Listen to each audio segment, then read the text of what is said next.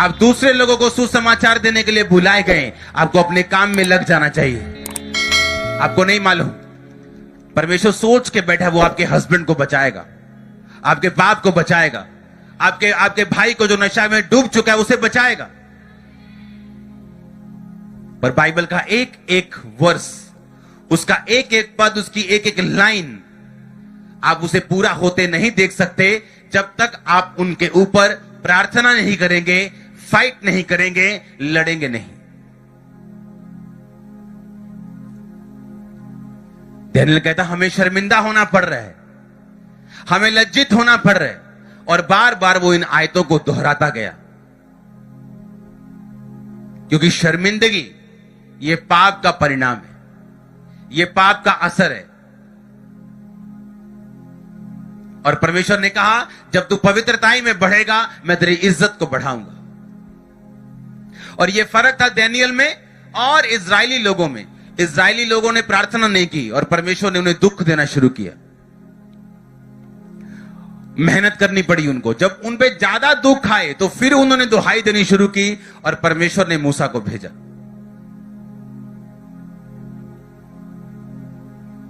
कई बार परमेश्वर आप लोगों को जगाने के लिए आपको दुख देता है। कई बार वो कुछ बीमारियों को, कुछ दर्दों को आपकी लाइफ से निकालता नहीं कि जब वो निकल जाएंगे उसे मालूम है आप व्यभिचार में फंस जाएंगे। कई बार वो कुछ चीजों को, कुछ ऐसी दिक्कतें हैं जो आपकी लाइफ से निकालता नहीं, उसे मालूम है अगर ये निकल गई आपकी प्रेयर लाइफ जीरो हो जाएगी। कई बार वो कुछ आंसू रहने देते हैं कि आप उसके साथ जुड़े रहें और बने रहें। इस्राएली लोगों ने क्या किया? परमेश्वर ने दुखों को यूज किया, उन्हें दुख दिए, उन्होंने प्रेयर करनी शुरू की। जब प्रेयर करनी शुरू की परमेश्वर ने मूसा कहा मूसा ओवर टाइम हो गया यार, 400 साल कहा था, ये लोगों ने 100 के 430 कर दिया, अब जाओ और उन्हें छुड़ा। हालेलुया।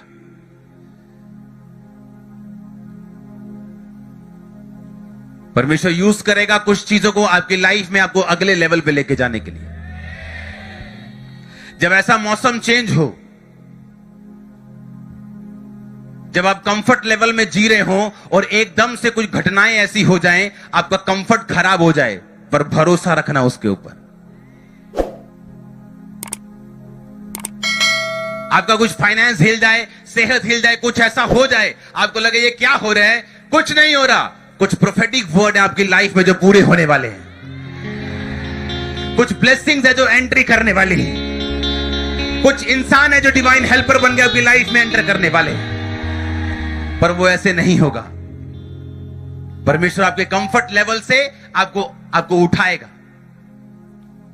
परमेश्वर ने देखा ये तो आराम कर रहे हैं, ये तो इसी देश में खुश हैं, ये तो चाहते ही नहीं हम कि यहां से छूट के कनान देश में चले जाएं, ये नहीं चाहते।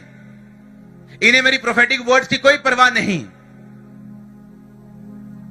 ये नहीं चाहता मैं सेवा करूं, मैं बिजी हूं जी, मैं यहां बिजी हूं, मेरा वो काम है, मेरा वो काम है। अच्छा क्या करना है? इसके बेटे को छू जरा, इसकी बेटी को छू जरा, इसके फाइनेंस को थोड़ा छू जरा, इसको हिलाओ जरा थोड़ा सा कि ये मुझे ढूंढे। तो इससे पहले कि वो हमें हिलाए और हम उसे ढूंढें, उसे पहले ही ढूंढ लो डैनियल की तरह। हालेलुया। ढूंढना फिर भी पड़ेगा।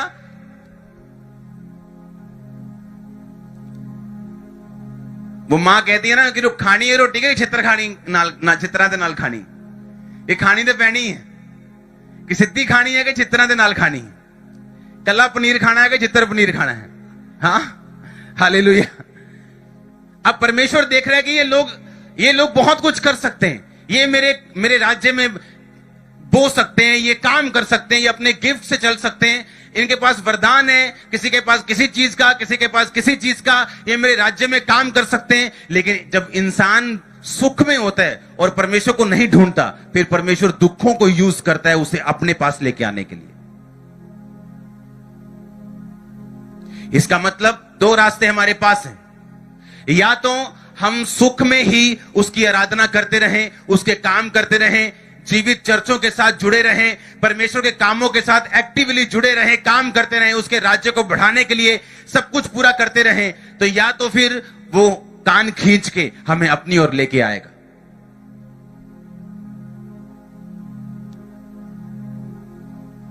अब वो लोग चाहते नहीं थे हमारा कंफर्ट खराब हो। वो बड़े कंफर्टेबली वहां रह रहे थे, अपने पशुओं को चरा रहे थे, उनकी गिनती बढ़ रही थी। उन्हें लगता है क्या ले लेते ना प्रोफेसी से, यही ठीक है, यही हमारा कनान है। लेकिन परमेश्वर की योजना वो नहीं थी। परमेश्वर, आप जानते क्यों इजरायली लोगों को 400 साल तक मिस्र के अधीन रखना चाहता था?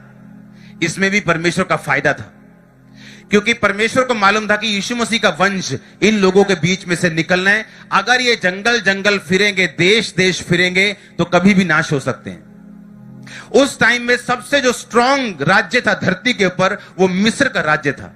और परमेश्वर ने यह फैसला किया कि मैं इनको मिस्र के राजा को दूंगा कि वो इनकी रखवाली करेगा। अब मिस्र के राजा को लगता था कि ये मेरे अधीन में है, लेकिन एक्चुअल में वो उनका बॉडीगार्ड था और एक्चुअल में उनका सिक्योरिटी गार्ड था।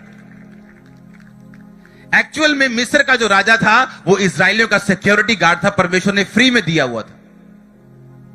अगर आपने परमेश्वर के साथ जुड़ने का फैसला कर लिया, जो घटनाएं आपकी लाइफ के साथ होंगी, आपको दिखने में कैसे भी लगे, लेकिन सब कुछ आपकी भलाई के लिए हो रहा है।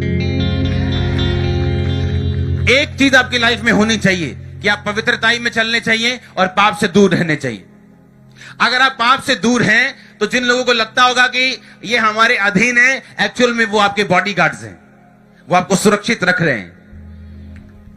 हाँ, आपकी प्रेयर सेल्फ सेंटर्ड नहीं होनी चाहिए। आमीन। कि जब भी प्रार्थना करने के लिए बैठे तो सिर्फ अपनी प्रेयर कर रहे हैं हम। जब भी प्रेयर शुरू की तो अपनी प्रार्थना कर रहे हैं। जब भी प्रेयर शुरू की, चंगाई की प्रार्थना हो रही है या जो मेरी जरूरत है उसके अनुसार प्रेयर हो रही है। इसलिए बाइबल कहती तुमने जो मांगा वो पाया नहीं, इसलिए कि तुम व्यभिचार में उसको उड़ा दो। अब तुम मांगो तो पाओगे, क्योंकि तुम परमेश्वर की महिमा के लिए मांग रहे हो। आमीन। इसलिए अगर आज आप प्रेयर करने के लिए बैठे अपने घर में, तो आपकी पहली प्रेयर होनी चाहिए जो वर्शिप होनी चाहिए। इसलिए प्रभु यीशु मसीह ने अपने चेलों को बोला था, जब तुम प्रार्थना करने के लिए बैठो तो बोलो, हे हमारे बाप तू स्वर्ग में तेरा नाम पाक माना जाए। लोगों ने इसको प्रार्थना समझ लिया कि ये प्रार्थना है। ये प्रार्थना नहीं थी। कोई भी प्रार्थना 2 मिनट की नहीं होती।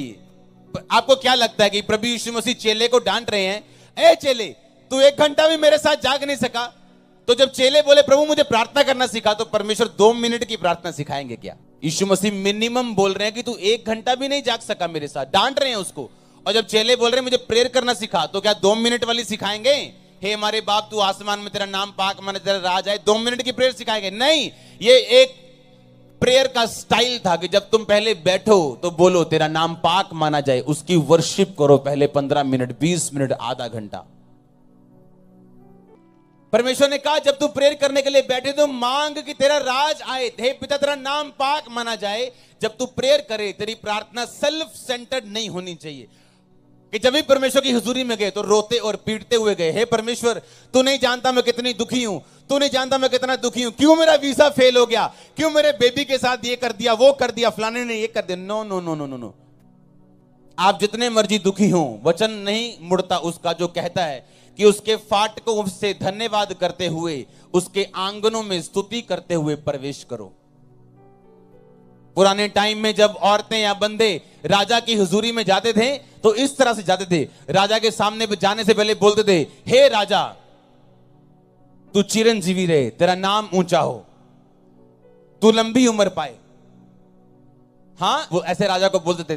तब बोलते थे कि राजा एक काम आया हूं, मेरा ये काम मुझे करना है, आप कर दोगे क्या? तो राजा काम करता था। राजा के सामने निराश मुंह से जाने का मतलब ये होता था कि आपको राजा के ऊपर विश्वास नहीं है और आप राजा की ताकत पे भरोसा नहीं करते हो। और राजा लोग गुस्सा करते थे जब आप उनके प्रेजेंस में गिरे हुए मुंह और उदास मुंह के साथ जाते थे। तो सोचो, जो राजाओं का राजा परमेश्वर है, उसके सामने अगर सही रीति के साथ नहीं जाएंगे तो क्या होगा हमारा? कितनों को समझ आ रही है? अब आपको यह पता है कि मेरी प्रार्थना सेल्फ सेंटर्ड नहीं होनी चाहिए। जब मैं प्रभु की हुजूरी में बैठूं, वर्शिप करूं, प्रभु को यह बताऊं, परमेश्वर मैं तुझे पसंद करता हूं, मैं तुझ में बढ़ना चाहता हूं, मेरी आत्मा को बचा, मैं प्रार्थना में बढ़ना चाहता हूं, मेरी कमियों को दूर कर, मुझे वचन समझने में सहायता कर, अपनी आत्मा से मुझे भर, अपने वरदानों से मुझे भर। और फिर आप अपनी प्रेयर बीच में डालोगे तो परमेश्वर मना नहीं करेगा आपको।